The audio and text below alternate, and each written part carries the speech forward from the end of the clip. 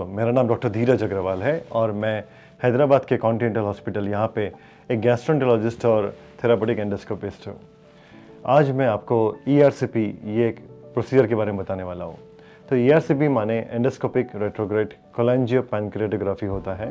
यह एक endoscopic procedure है, सर्जरी है, जिसके द्वारा बाइल डक्ट और पैनक्रेटिक डक्ट और उससे जुड़े प्रॉब्लम्स को ठीक किया जाता है। इस प्रोसीजर को करने के कई इंडिकेशंस होते हैं। कुछ लोगों को गॉलब्लैडर में स्टोन होते हैं और वो स्टोन नीचे बाइल डक्ट में फिसल जाने की वजह से बाइल डक्ट में रुकावट पैदा हो जाती है, जिसकी वजह से कुछ पेशेंट्स को जॉन्डिस, फीवर और पेट में दर्द, ये सारे सिम्टम्स क्रिएट होते हैं। तो ऐसे पेशेंट्स में ERCP के द्वारा बाइल डक्ट में जाकर वो स्टोन को निकाला जाता है, जिससे उनकी प्रॉब्लम ठीक हो जाती है।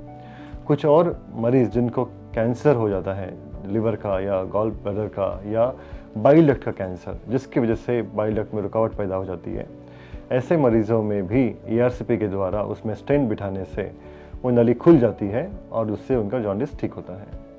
कुछ और मरीज़ जो लोग शराब पीते हैं और उनका पैनक्रियास खराब हो जाता है, जिसको क्रॉनिक पैनक्रेटाइटिस बोलते हैं, ऐसे मरीज़ों में पैनक्रेटिक डक्ट के अंदर में स्टोन और सिकुड़न पैदा होने की वजह से उनको पेट में दर्द और मैलअब्जॉर्प्शन हो जाता है।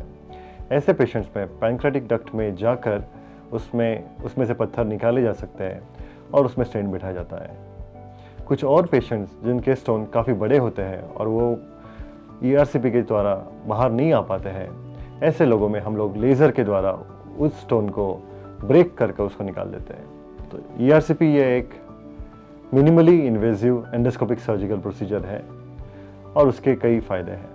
इसके साथ ही कुछ मरीज़ों में इसकी वजह से कुछ कॉम्प्लिकेशंस भी क्रिएट हो सकते हैं, जैसे कि पोस्ट ERCP पैनक्रेटाइटिस या फिर ERCP के बाद में ब्लीडिंग, परफोरेशन और इन्फेक्शन।